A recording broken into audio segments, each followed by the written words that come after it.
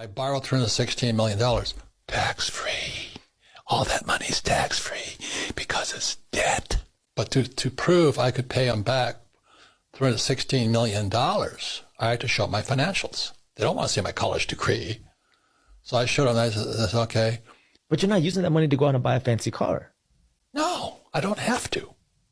Look, please hear me on this. Okay, so I borrow, let's say I borrow $1 million. I buy a property, it goes up to $10 million. I got $9 million equity sitting there. If I need a new car, I just borrow it out. I buy a new car with tax-free money called debt. I have a Ferrari, a Rolls Royce, Toyotas, all tax-free because it's debt. I have millions in gold coins and silver coins. I just kept saving it because I don't trust the dollar. So everybody can buy a silver coin today for $20, silver eagles. But how many people will go to a coin shop and buy it? Probably none. Less than 1% of Americans own precious metals. In the market as we speak today, it's about $20. It should go to 50. So at $20, and I tell my friends, I go, yeah, think about it. This is why I converted over to Bitcoin. This is my reason, and it was Anthony that cleared it up for me. At the same time, the Fed is printing trillions of dollars. Bitcoin is tightening. So Bitcoin's getting harder, and the dollar's getting softer. Would you go into more detail on that distinction? Yes, I say it's the number one. I mean, let's say I can buy today even a silver eagle or a silver buffalo or silver bar, and I'm paying about $20 to $25. Now, everybody in the world can afford $20 to $25, but very few people know about it. And so that's why I think this is a very important Rich Dad radio show, because it's about the number one investment everybody in the world can afford as the whole world economy collapses on top of you.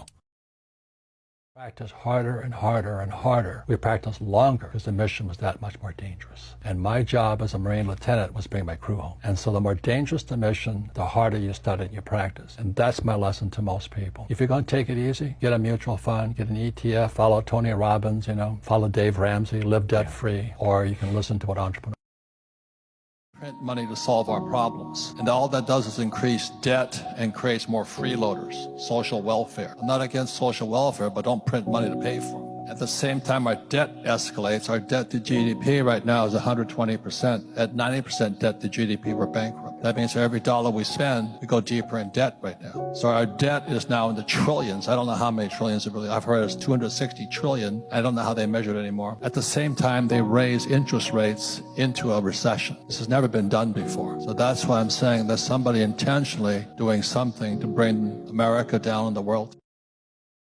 95% of Americans are fake rich. They may have, a nice big house, the Beamer, the whatever they got, and all this. They might have the fake Rolex or the fake this on. The problem with many people in my generation is they look rich, but they're fake rich. So the first thing that most guys or men and women buy is the big house. So these rock stars, football stars, they buy the big house. That's fake rich. Then they drive nice cars. And I have my Rolls sitting out here, I have my Ferraris. I love nice cars. And then they have a lot of bling. But that's a very, very poor person. If you read Rich Dad, Poor Dad, Rich Dad's lesson number one, the rich don't work for money. Don't you touch that stuff. You said when someone gives you a paycheck, something inside of a person just shuts off. Well, it's not even that. They've already sucked the life out of your paycheck. The people that are being screwed today are the poor and middle class because they work for money.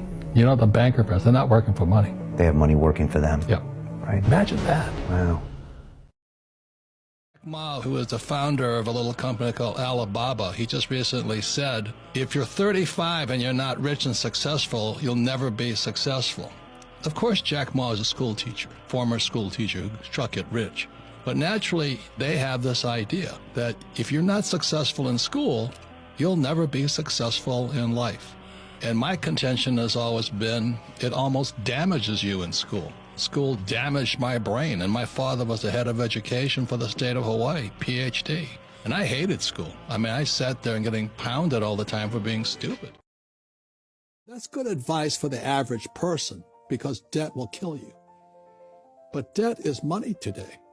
And so when I acquire an asset, I use debt. So what happens, I make money in my, let's say my business, book sales. At that point, let's say I make $1 million in books. What I have to borrow is like 10 million in debt to buy a property. And because I borrowed the 10 million, I buy a property, and let's say the property is I buy 10 million, it's now $100 million. And all this stuff is the magic called financing. I pay no taxes. So the more debt I have and the more property I buy, the less tax I pay. It's called appreciation, depreciation, amortization. If you studied accounting, that's what you would learn. But most of these academic types live debt-free, and they own a house they call an asset, and they drive their Lexus or their Toyota, and they wonder, what's wrong with me? But they never studied money in school.